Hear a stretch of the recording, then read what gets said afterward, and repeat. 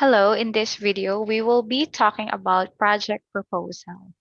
In a project proposal, it's like you are proposing a project to your senior management, CEO, sponsor, or other stakeholders is a lot like pitching your startup to an investor, which means that it is like you have a project, you have a product, or technology that you want to present, to pitch to a specific investor or stakeholders so that those investors will invest or will fund your project. You have to describe the problem, your proposed solution, and then you have to define the path you are going to take and assure your audience why you or your team are the best to tackle this. So basically, a project proposal are documents that define your project, including things such as start and end dates, objectives and goals. They tell your stakeholders why your project ideas should be executed, and reading about your ideas in a well written document should convince stakeholders to support them. Later on, you will understand well the parts of a project proposal as we will be discussing how to write a project proposal.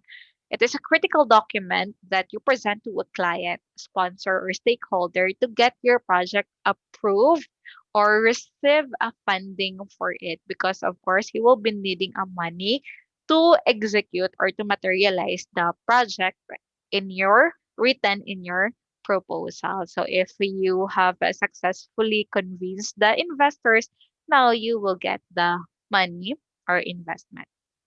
So how to write a project proposal? We have first is the executive summary. But before that, please always remember that we don't really have a fixed format in writing project proposal.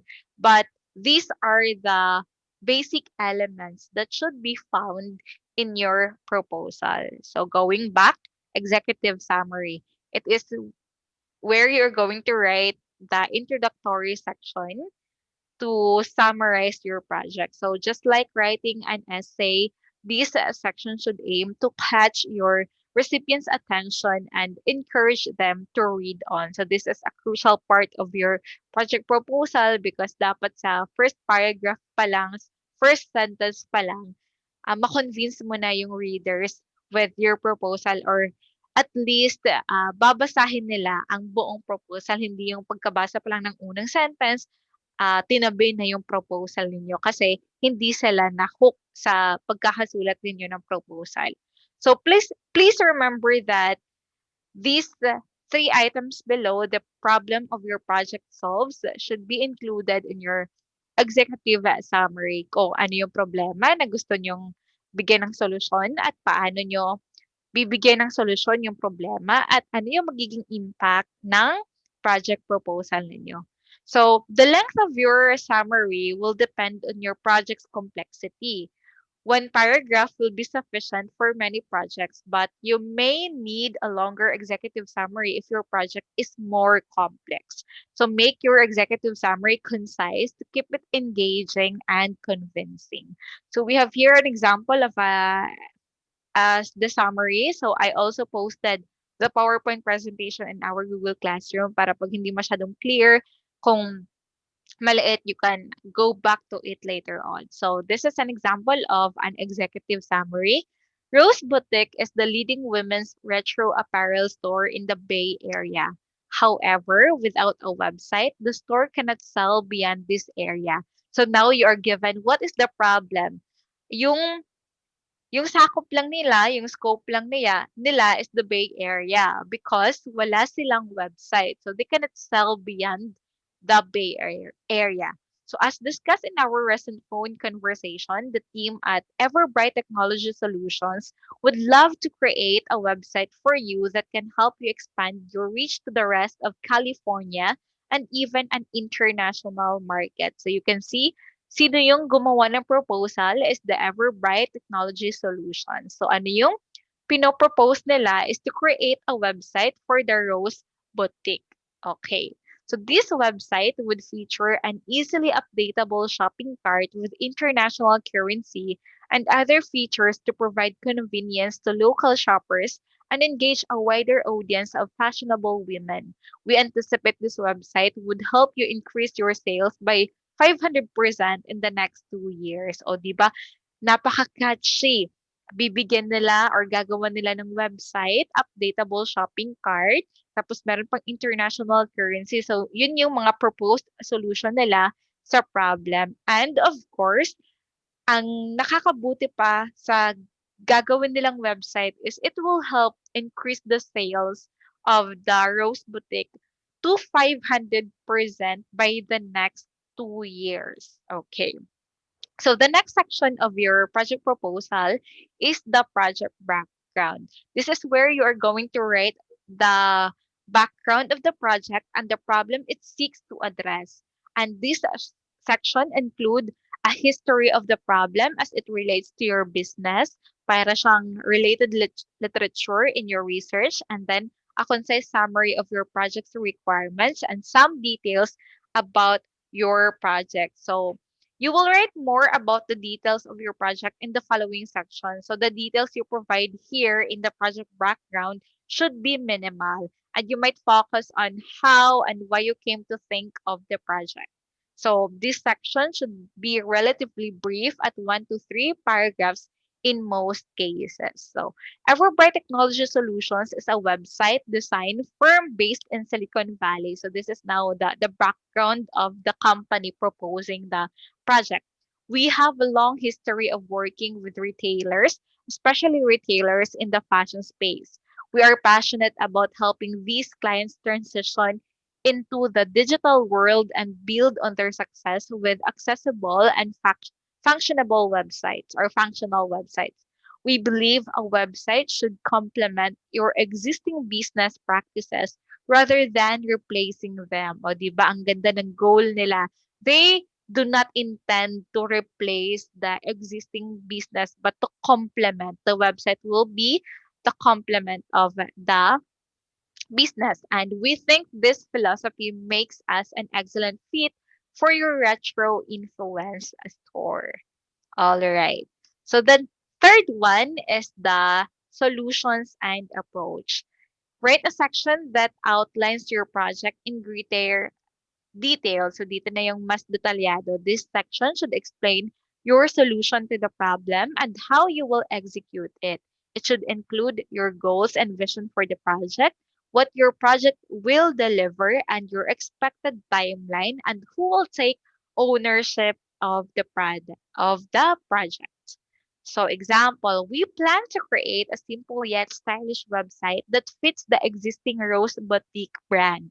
It will be user-friendly for your existing and growing customer base and easily updatable through a content management system to ensure it allows to reflect current stock and promotions. It will help your business become more competitive as people increasingly look for online shopping solutions. The website will have the following components: an About Us page detailing the store's history and philosophy, an online store that lets shoppers search for and purchase their products from the comfort of their homes, automatic currency conversion and shipping calculators, make shopping anywhere in the world easy, and so on. So, ayan, binibigay dyan kung ano yung mga solutions and approach nila. And then we will provide free ongoing support for the first 3 months after delivery. After that time, we will happily resolve any issues for a small fee. So they will give it parang trial ng 3 months, no? Free trial. But of course, after that, the one who proposed the project of course needs a money, so merong minimal fee if they are going to resolve any issues in the website. So we expect your website to go live 3 months after your acceptance of our proposal. After that time, you will take complete ownership of the project.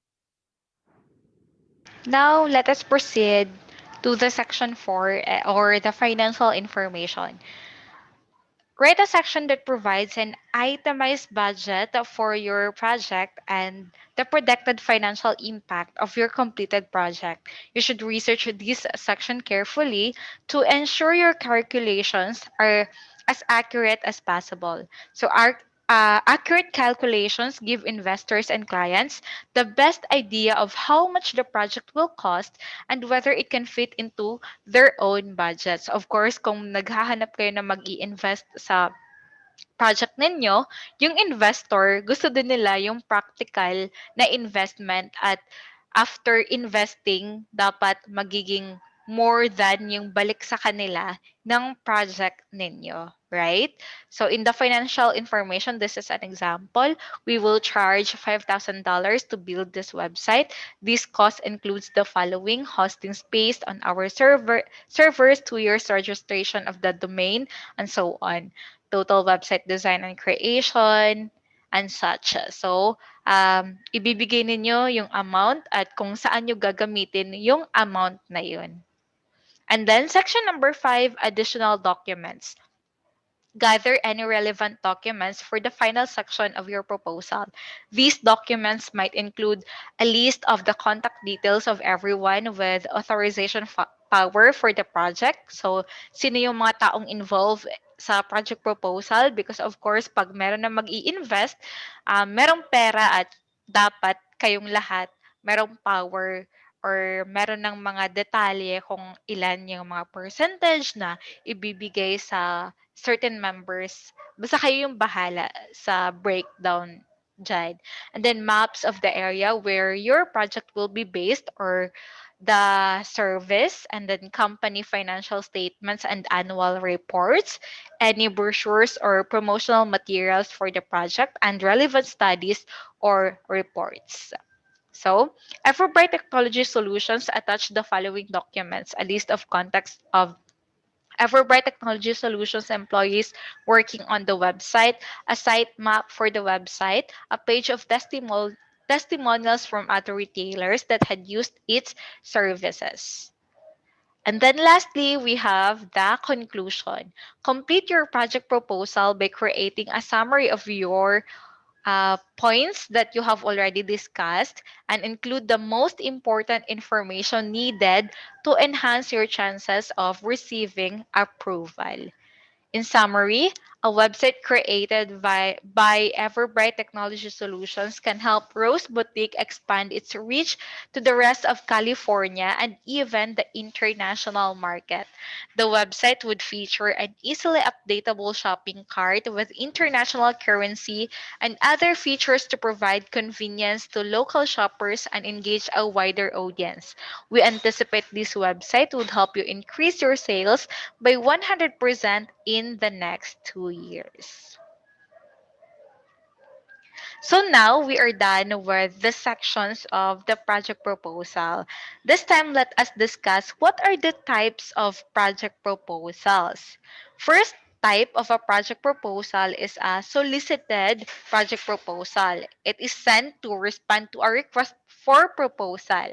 You must conduct thorough research and write very persuasively, as your project proposal will be in competition with others.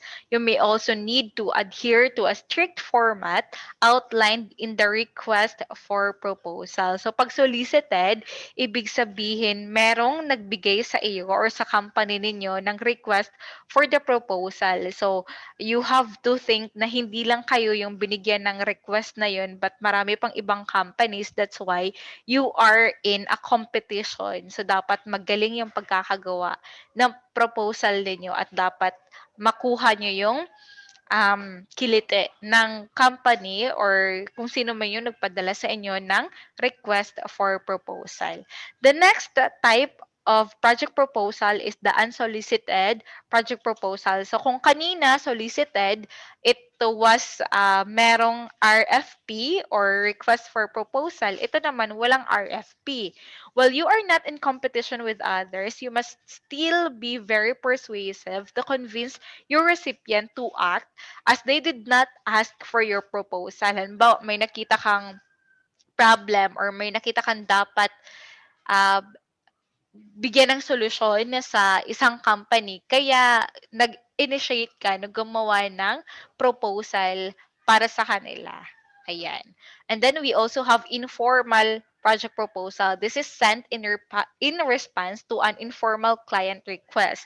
As there is no request for proposal, your proposal can follow your preferred format. And then you have the renewal. It is sent to an existing client. So meron ka ng client, nakapag-present ka na ng proposal sa kanya dati. So, renewal na lang ito para i-renew yung service. Halimbawa, mag-i-end na yung contract. So, by 2022, mag-i-end na siya. So, bibigay ka ng proposal na renewal para ma-convince sila na i-renew um, yung investment nila sa project ninyo. It will emphasize past results and predict future benefits to persuade a client to act. And then, of course, continuation. Pag continuation naman, it is sent to remind an investor that the project is underway and to provide progress update. So, again, tapos ka nang makapag-send ng proposal at in-accept na ng investors, ang gusto mo lang gawin dito is to provide progress and updates. This proposal should focus on communicating information. Ayan, magbibigay ka ng mga information rather than persuading. And then, we have the supplemental. It is sent to remind an investor that the project is underway and ask for additional resources. So halimbawa, sa unang proposal ninyo, ganito lang yung budget na binigay ninyo at nagkulang. So you are going to send now a supplemental project proposal. It should be persuasive para ma-encourage yung investor to give more sa una niyong napag-usapan. Okay, so those are the types of project proposals. Now, let us talk about your culminating activity for our subject. You are going to, of course, write a project proposal, but your culminating activity is by section. You will create a multimedia presentation. So, ano yung multimedia presentation? Gagawa kayo ng video. So, the scenario is that you will be pitching your project proposal to a group of investors. So the guidelines, the whole class will be divided into two teams. So merong dalawang teams. So kayo na yung bahala on how you are going to divide the work in your team. Merong editor, merong writer, actor, actress, and so on. And then think of a unique project addressing relevant problem today. So pwedeng about sa COVID or sa online learning or about easy sanitizing and so on. Basta a relevant problem that we encounter today. Yun yung gagawan nyo ng project proposal. And then, attach your project's design. Halimbawa, kung gagawa kayo ng isang product or isang technology, you create your own design, concept, or model in the proposal. So, mas maganda pag may ganon. And then, kasi nga, di ba, ipipitch nyo siya, ibig sabihin, once you are done with your project proposal, gagawa kayo ng video na merong mga nagpa-present ng proposal, tapos meron ding magpa-pretend as the investors at merong question and answer portion between the presenter, yung nag-propose ng project, and of course, the investors. And then, you are going to upload your video on YouTube and then send the link of your video via Google Classroom. So, ito yung pinaka output ninyo, one of your outputs in our subject. All right, this is the end of our discussion. So if you have any questions, just ask it during our Google meeting or in our group chat. So thank you so much, everyone. Good day.